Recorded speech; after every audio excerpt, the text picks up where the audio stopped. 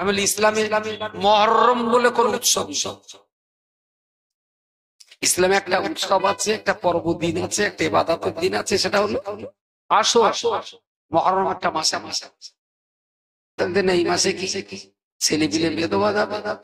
আমি না, ছেলে পেলে দিতে পারিস, তুইও একটা করতে পারিস, যদি তো সেরকম থাকে তুইও একটা করে পারবি।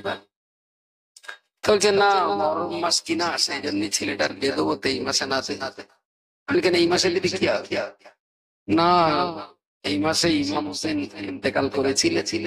আচ্ছা, তো কি মাসে দিয়েছি? পরের মাস সফর মাস, উমর রাদিয়াল্লাহু ইন্তেকাল করেছিলেন।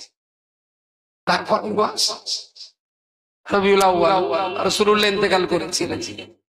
তারপরের মাস রবিউস সানি, আবু বকরের ইন্তেকালের মাস।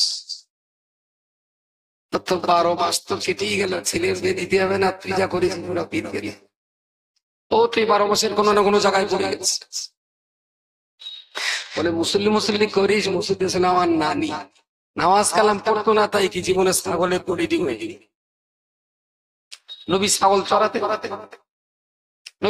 চড়াতেন বলে ওই ছাগলের দড়ি ডিঙলি নবীর বেইজ্জতি হবে, সেই জন্য ছাগলের দড়ি ডিঙায় না।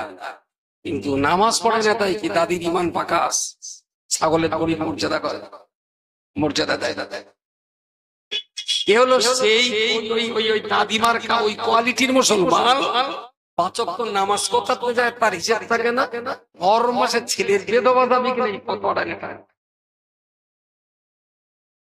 আপনি বলছেন এরা ইসলাম জানে, পড়ার প্রতিদান। এখানে বসে রেখে যদি এখন জিজ্ঞেস করি, এর ভেতরে 80% লোকের হিম্মত নেই 5টা কলমা মুখস্থ করা।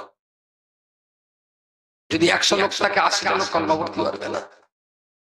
আর যদি কলমা পড়তে বাধ্য করা হয়, তাহলে কারবালা এখানেই হবে। আছে আলাদা 10 কাঠা জমি লাগবে শুধু মুসলমানের কবর দেওয়ার জন্য, এত পরিমাণ মারপিট হবে। ওই বলে দেবে আমার গরির হিসেবে তুমি কলমা পরিষ্কার।